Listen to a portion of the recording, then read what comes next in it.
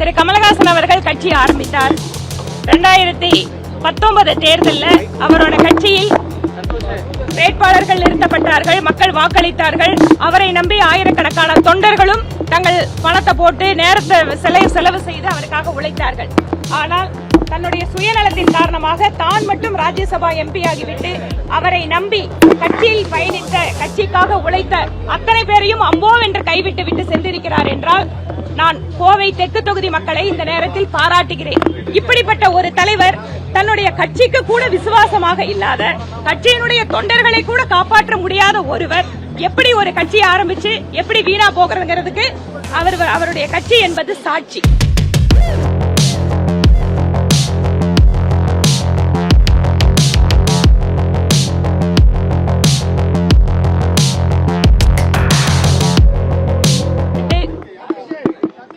தேசிய ஜனநாயக கூட்டணியில் தலைமை ஏற்றிருக்கக்கூடிய அண்ணா திராவிட முன்னேற்ற கழகத்தின் வாயிலாக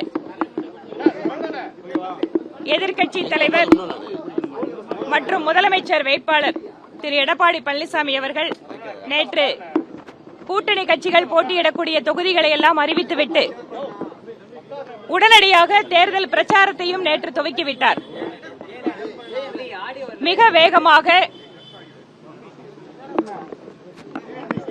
உறுதியாக இந்த கூட்டணி கட்சிகள் ஒருங்கிணைந்து இந்த தேர்தலில்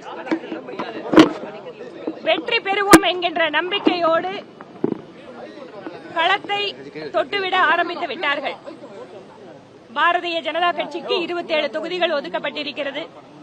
இந்த தொகுதிக்கான வேட்பாளர் என்பது கட்சியினுடைய மாநில தலைமையும் அதற்கு பின்பாக இங்கிருந்து பட்டியல் சென்றதற்கு பின்பாக தேசிய அளவில் இருக்கக்கூடிய மத்திய தேர்தல் குழுவும் இந்த வேட்பாளர்களை நிறைவு செய்து அறிவிப்பார்கள்.